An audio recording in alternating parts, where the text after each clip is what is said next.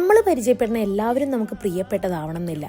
പക്ഷേ ചിലർ നമ്മളെ ജീവന് തുല്യം സ്നേഹിക്കും. ഞങ്ങൾക്ക് ഏറ്റവും പ്രിയപ്പെട്ട രണ്ടുപേരുടെ ഒരു സന്തോഷത്തിൽ പങ്കെടുക്കാൻ പോയാലോ? മാത്രമല്ല, വന്ന കാലം തുടങ്ങി കേൾക്കണ ഒരു മിത്തിനുള്ള ക്ലാരിഫിക്കേഷനും കൂടിയാണ്. ഇത് ആൽബി ചേട്ടനും അന്ന ചേച്ചിയും. ഇവർ ഓക്ലൻഡിൽ ഒരു വീട് വാങ്ങി, ഒരു ബ്യൂട്ടിഫുൾ ഹൗസ്. എൻ്റെ ഭാഷയെ പറയുവാണെങ്കിൽ സിമ്പിൾ ആൻഡ് എലഗന്റ്. അന്ന ചേച്ചിന്റെ ജോസിന് നാട്ടിൽ നിന്നേ ഉള്ള പരിചയമാണ്. ഇവിടെ വന്നിട്ടുള്ള ഞങ്ങളുടെ ഫസ്റ്റ് ക്യാഷപ്പിൽ തന്നെ ഐ ഫെൽറ്റ് ആളുപൊളിയാണ്. അത്ര ഈസി ആയിട്ടുള്ള കാര്യമൊന്നുമല്ല ഈ ചെറിയ പ്രായത്തിൽ തന്നെ ഒരു വീട് വാങ്ങിക്കാന്ന് പറയണതൊക്കെ. ഞങ്ങൾക്ക് രണ്ടുപേർക്ക് ഒരുപാട് സന്തോഷം തോന്നി അന്ന ചേച്ചി വിളിച്ച് ഞങ്ങളുടെ പെരതാമസമാണെന്ന് പറഞ്ഞപ്പോ. അവിടെ കൂടിയിരുന്ന എല്ലാവർക്കും ഇതേ ഫീൽ തന്നെയായിരുന്നു. ബിക്കോസ് ആൽബിച്ചാണോ അന്ന ചേച്ചിയും അത്രയും പ്യുവർ സോൾസ് ആണ്.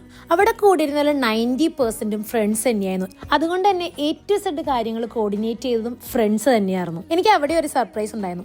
ഇത് ആഷ്ലി. 5 വർഷത്തിന് ശേഷമാണ് ഞങ്ങൾ കണ്ടുമുട്ടണേ, അതും അൺഎക്സ്പെക്റ്റഡ് ആയിട്ട്. ചേട്ടനും ചേച്ചി നല്ല ഓട്ടപ്പാച്ചിലായിരുന്നു. അറിയാലോ ഒരു പെരതാമസത്തിന്റെ തിരക്കുകളൊക്കെ. അലങ്കോലപ്പണികളൊക്കെ തലേ ദിവസം തന്നെ ജോസും കൂട്ടരും ഏറ്റെടുത്തായിരുന്നു. വേഗം കുറച്ച് ഫോട്ടോസൊക്കെ എടുത്ത് എല്ലാവരും കൂടി പ്രാർത്ഥിച്ച് അകത്തേക്ക് കയറി. നമുക്കങ്ങനെ പ്രത്യേകിച്ച് ടൈമിംഗ് ഒന്നും ഉണ്ടായിരുന്നില്ല. ചേട്ടനും ചേച്ചിക്ക് ഏറ്റവും ഇമ്പോർട്ടന്റ് ഫ്രണ്ട്സ് തന്നെയായിരുന്നു.